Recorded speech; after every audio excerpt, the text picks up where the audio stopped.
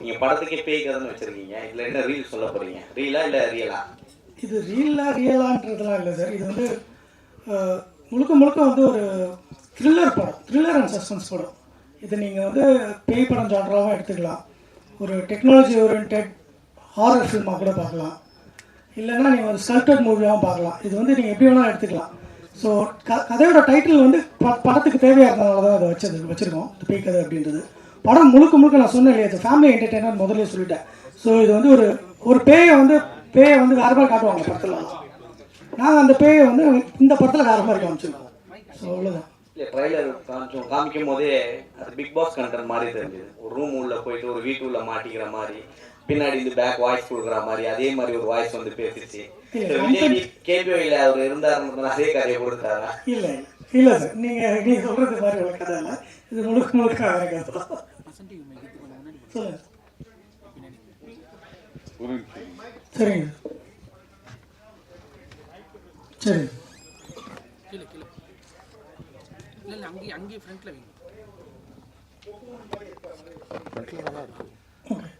அதாவது வந்து இதில் வந்து படத்தில் வந்து நாங்கள் முதல்ல ஸ்கிரிப்ட் பண்ணும்போது ஆரம்பிக்கும் போதே வந்து ஒரு பேய் படம் அப்படின்ற ஒரு ஃபோக்கஸ்லேயே படத்தை நாங்கள் எழுதலை.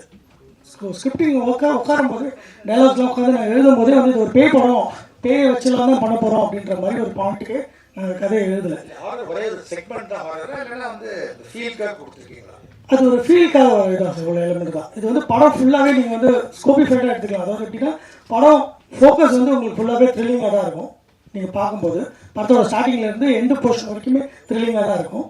பட் அதுக்குள்ளே என்ன எலிமெண்ட் இருக்குன்றதை நீங்கள் படத்தில் பார்த்தீங்கன்னா தான் உங்களுக்கு தெரியும். ஏதாவது காம்ப்ரமைஸ் பண்ண வேண்டியது சில எல்லா ஆடியன்ஸும் கேட்டர் பண்ண வேண்டியது, எங்கேயாவது ஒரு லூப் ஹோல்ஸ் ஏதாவது செட்டரேட் பண்ண வேண்டியதா? சார் கண்டிப்பாக சார், ஏன்னா காம்ப்ரமைஸ் இருக்கும். அதாவது வந்து பட் ஆனால் அதை வந்து எப்படி நம்ம அந்த காம்ப்ரமைஸை எப்படி நம்ம ஃபுல்ஃபில் பண்ணுறோன்னு ஒன்று இருக்கு இல்லையா. எல்லா இதுலேயுமே காம்ப்ரமைஸ் இருக்கும். நீங்கள் எல்லா செக்மெண்ட்ஸும் போகும்போது நம்ம ஒன்று யோசிக்கும் போது அந்த இடத்துல ஒரு மைனர் காம்ப்ரமைஸ் இருக்கும். பட் அதை நான் ஃபுல்ஃபில் பண்ணியிருக்கேன் இந்த படத்தில். என்ன தான் காம்ப்ரமைஸாக இருந்தாலும் அதை எப்படி அதை கரெக்டாக கொண்டு வரணுன்றதை ஜஸ்டிஃபை பண்ணியிருக்கேன். ஃபார் எக்ஸாம்பிள், இப்போ நாங்கள் நிறைய படங்கள் அனிமேஷன் போர்ஷன்ஸ்லாம் வந்து அனிமேஷனை வேறு மாதிரி ஒரு பாயிண்ட் ஆஃப் வியூவில் தான் இருக்கும். அதாவது ரொம்ப பிரம்மாண்டம், ரொம்ப அனிமேஷன்னாலே அப்படி தான் பார்க்கணும் இல்லையா, பிரம்மாண்டம், அதில் நிறைய வருஷம் ஒர்க் பண்ணுறாங்க, அதோட போர்ட்ரேஷன்ஸ் வேறு மாதிரி இருக்குது. நாங்கள் வந்து விஆர் டெக்னாலஜி, இப்போ குழந்தைங்களாம் விஆர் போட்டு விளையாடுறாங்க இல்லையா, சும்மா கண்ணில் மாட்டிப்பாங்க, அவங்க போவாங்க, திடீர்னு பார்த்தா டமால் விழுகிற மாதிரி அவங்க நினச்சிப்பாங்க. ஏன்னா உள்ளே நடக்கிறது என்னன்னு தெரியாது, பட் உள்ளே வந்து அவங்க விஷுவலைஸ் பண்ணிக்கிறாங்க. அந்த விஷுவலைஸ் எஃபெக்ட்ஸை கொஞ்சம் இதில் யூஸ் பண்ணியிருக்கோம். ஸோ இந்த மாதிரி ஏரியாஸில் கொஞ்சம் சில ஏரியாவில் நாங்கள் காம்ப்ரமைஸ் பண்ண வேண்டியது. டெக்னாலஜி ஓரியன்டாக போகும்போது, இப்போ அன்ரியல் இன்ஜின் அந்த மாதிரி டெக்னாலஜிலாம் போகும்போது அதில் சில விஷயம் காம்ப்ரமைஸ் பண்ண வேண்டியது. பட் அதை நாங்கள் ஃபுல்ஃபில் பண்ணிட்டோம். ஏன்னா கதைக்குள்ளே வரும்போது அதை நாங்கள் ஃபுல்ஃபில் பண்ணிட்டோம். Thank you sir. Thank you sir.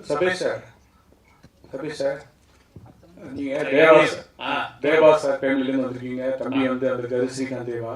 எங்களுக்கு ஒரு ஆதங்கம் இருக்கு. 400 படத்துக்கு மேலே தேவா சார் இசையமைத்திருக்காரு. ஆமாம், நிறைய மக்களுக்கு ரீச் ஆயிருக்காரு. ஸ்ரீகாந்த் தேவா சார் கூட அந்த கருவறை படத்துக்கு தேசிய விருது வாங்கியிருக்காரு. தேவா சாருக்கு தேசிய விருது கிடைக்கல. அதை பற்றி என்ன நினைக்கிறீங்க? கஷ்டமாக தான் இருக்கு. ஆமாம், எவ்வளோ நல்ல படங்கள்லாம் பண்ணியிருக்காரு, நல்ல பாடல்கள்லாம் கொடுத்துருக்காரு. எல்லாருக்கும் என்ன சொல்லுவீங்க, தேவனா கானான்னுவீங்க. அது கிடையாது. ஒரு படத்தில் ஒரு பாட்டு இருக்கு அந்த மாதிரி. ஆனால் மற்ற 5 பாட்டும் மெலடி சாங் இருக்கும், அதை நீங்கள் கேட்டுக்கலாம். ஆனால் ஒரு அது என்னமோ தெரியல, அவருக்கு இதுக்கு கிடைச்சிருக்க வேண்டியது. அது என்ன பண்ணாது, நலம் நல்லா அறியா அவள் காதல் கோட்டைக்கு கிடைச்சிருக்கணும். பட் அது மிஸ் ஆயிடுச்சு. பரவாயில்ல, அதனால ஒன்றும் நமக்கு வருத்தம்லாம் கிடையாது. தேவா வாங்கினாலும் அண்ணன் வாங்கலன்னா இந்த பையன் வாங்கிட்டாரு இல்லையா, அது போதாதான் நமக்கு இல்லையா. Thank you sir.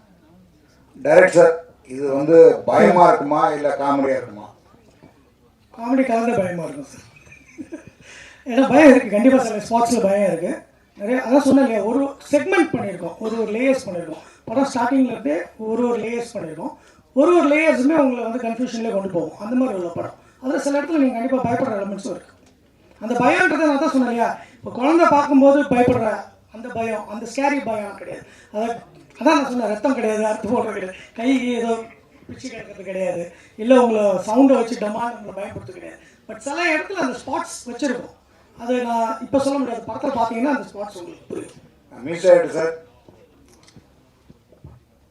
சார் இதில் உங்களுக்கு இசையமைக்கும் போது உள்ள சவால்கள் எப்படிங்க சார்?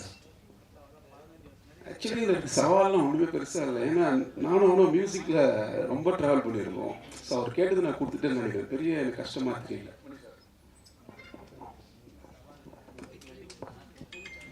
Correct sir. ஒவ்வொரு முறை பேசும்போது 2-3 பேர் பேசும்போது குடும்ப கதை அப்படின்னு சொல்லிட்டு சொன்னீங்க. பட் பேய் கதை எதுக்கு டைட்டில் வச்சிங்க? இப்போ குடும்ப கதை வேறு எதனா டைட்டில் வச்சுருந்தீங்களா? பேய் கதைன்னு 2வது டைட்டில் எப்படி சார்? இல்லை சார், இப்போ நீங்கள் ஒரு பேய்ன்ற ஒரு ஜான்ரில் ஒரு படம் பண்ணும்போது இந்த டைட்டில் கரெக்டான கதை தானே. இது வந்து ஃபேமிலிக்காகன்றதுக்காக உள்ள பேய் கதைன்னு வைக்கல, அந்த மாதிரி ஒரு பாயிண்ட்ல எதுவுமே வைக்கல. அது அப்படி யோசிக்கல.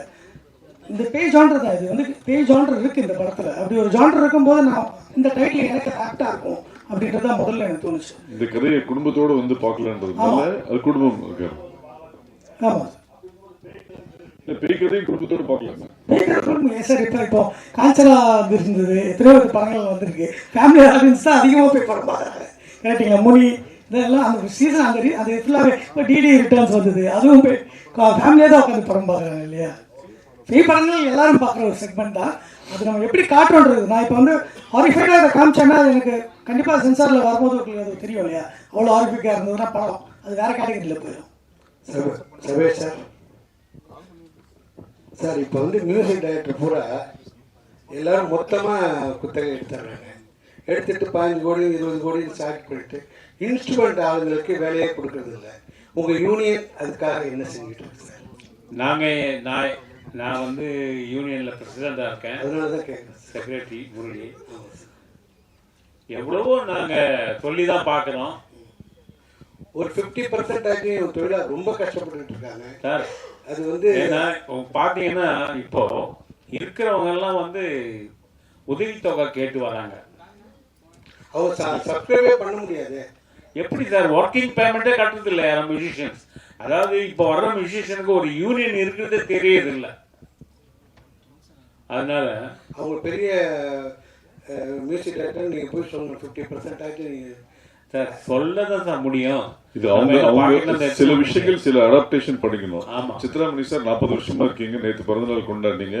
பிலிம் ரோல்ல படம் எடுத்து நீங்க டிஜிட்டல் வரைக்கும் வந்துட்டீங்க. நம்ம ஏன் பிலிம் கம்பெனி ஊட்டியில மூடலாங்க நம்ம கேட்க முடியாது.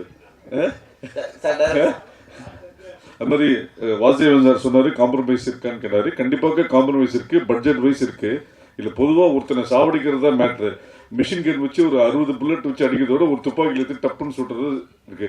அது மாதிரி காம்ப்ரமைஸ்களும் இந்த படத்துல இருக்கு. ஆனால் கதையும் கதாபாத்திரங்களும் சிதைக்காத அளவுக்கு அருமையாக வந்திருக்கிறது. அனைவரும் வந்திருந்து படத்தை வாழ்த்துமாறு கேட்டுக்கொள்கிறோம். இதுல இன்னொன்னு, எல்லாருமே ஆர்டிஸ்ட் நடிகர் எல்லாரும் உட்கார வச்சிருக்கீங்க. Technician, DOP, editor, stunt master எல்லாம் உழைச்சாங்க பயங்கரமா கடுமையா. ஏன் அவங்கள மேல இது வரைக்கும் நான் அந்த மாதிரி டிஓபில கீழே உட்கார வச்சு பார்த்ததுல எடிட்டர் மேல கூப்பிட்டு இல்லை சார், ஆக்சுவலாக மேலே தான் ஃபர்ஸ்ட் கூப்பிட்டு ஃபோட்டோ எடுத்தோம். எல்லாருமே பேசினாங்க. கேள்வி கேட்கணும்னா சொல்லுங்க, நான் கேள்வி கேட்கலாதீங்க. அவருக்கு வேணாம் தான் சொல்றேன். ஓகே, அனைவருக்கும் நன்றி, வணக்கம்.